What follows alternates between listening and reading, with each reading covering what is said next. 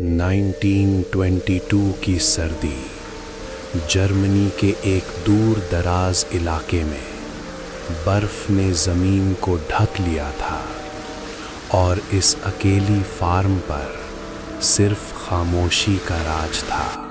यहीं ग्रूबर फैमिली रहती थी।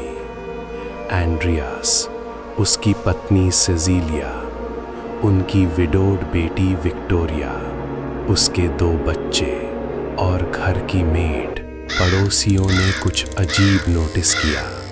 खत खुले ही नहीं गए, काम अधूरा पड़ा था और फार्म बिल्कुल खामोश था। बर्फ पर कुछ फुटप्रिंट्स मिले, जंगल से सीधा फार्म हाउस की तरफ, लेकिन वापस जाने के निशान कहीं नहीं थे।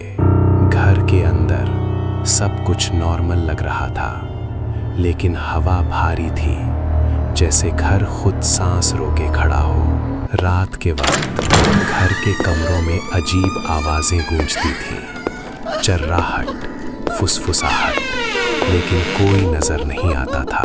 खिड़कियों के पास परछाइयां हिलती दिखाई देती थीं, जैसे घर जिंदा हो और कुछ छुपा रहा हो। एक शाम एंड्रियास जानवरों को देखने बार्न की तरफ गया और फिर कभी वापस नहीं आया।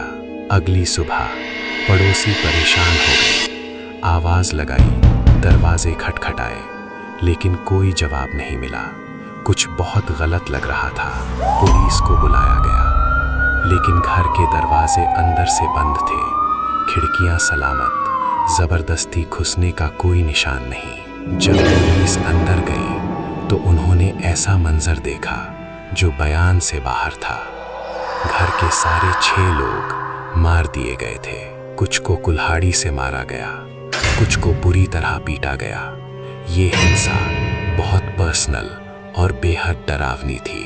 हैरानी की बात ये थी, कीमती चीजें बिल्कुल सलामत थीं, पैसे भी वहीं थे, कुछ भी चोरी नहीं हुआ।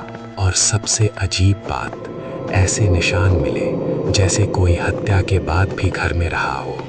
चिमनी से धुआं, बर्फ पर नए फुटप्रिंट्स, दरवाजे अब भी बंद थे, सामान अपनी जगह पर था, जैसे कातिल हर चीज पर कंट्रोल चाहता हो।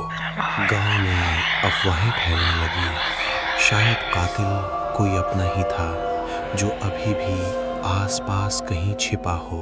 पुलिस ने पड़ोसियों, मुसाफिरों और मजदूरों से पूछताछ की, लेकिन किसी ने कुछ भी शक के लायक नहीं देखा।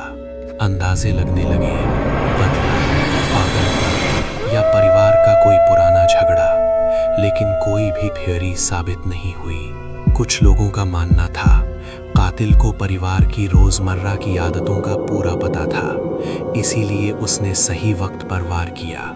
ये फार्म धीरे धीरे डर की जगह बन गया, जहां खामोशी बीते हुए जुल्म की गवाही देती थी। समय के साथ हिंटका इफेक्ट एक कहानी बन गया, एक ऐसी जगह जहां आम जिंदगी दहशत में बदल गई। एक्सपर्ट्स हैरान थे, कोई इतना भयानक जुर्म कैसे कर सकता है और फिर भी एक भी निशान छोड़कर नहीं जाता। कुछ इन्वेस्टिगेटर्स ने कहा उन्हें उस जगह पर एक अजीब सी मौजूदगी महसूस हुई, जैसे कुछ अब भी वहीं हो।